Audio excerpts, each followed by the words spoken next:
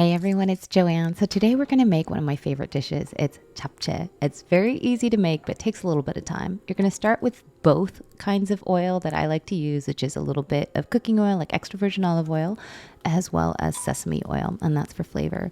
And then we're just going to start cooking all of the vegetables that go into japchae. But the secret is you got to cook them one at a time.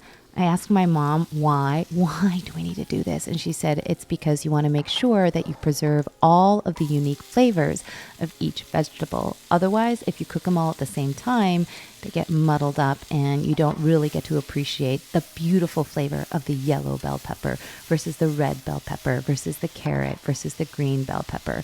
And if you've tried bell peppers, then you do know they each have their own sort of flavor. I add a little bit of extra virgin olive oil when my pan starts to get a little bit of dryness and I need some extra fat in order to cook the vegetables. Sometimes I'll add a little bit of water like I did there for my red bell peppers to also help with cooking if I feel like, again, things are getting a little too sticky on my pan. And then every time I finish cooking each vegetable, I just put them in that really large bowl that you see.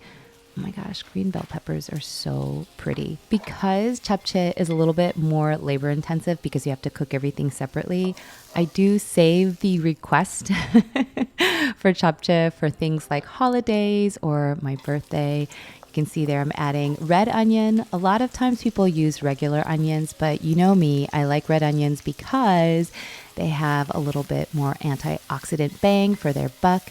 I'm also cooking it with the garlic, which I don't think is cheating. My mom says it's fine to do it that way. Now we're going to cook the glass noodles or the vermicelli. If you've never used these before, they're called glass noodles because they look like glass when they're fully cooked. And guess what?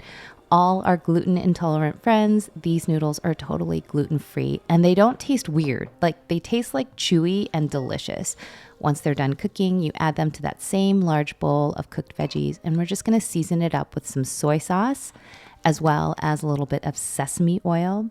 And we're gonna sweeten it up with some sweetener. Oh wait, first we're gonna do the cracked black pepper, very important. Some toasted sesame seeds. And then, of course, we're going to add some maple syrup, which is my favorite way to sweeten my sauces for savory food.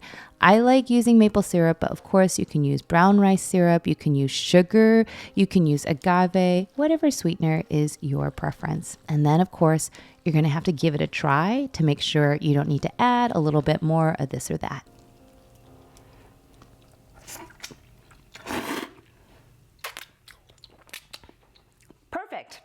Literally. You all can find my favorite recipe for japchae in the Korean Vegan Cookbook, but I've also included a simplified version for you all in the description. I hope you all liked this video. If you did, make sure to like and subscribe below.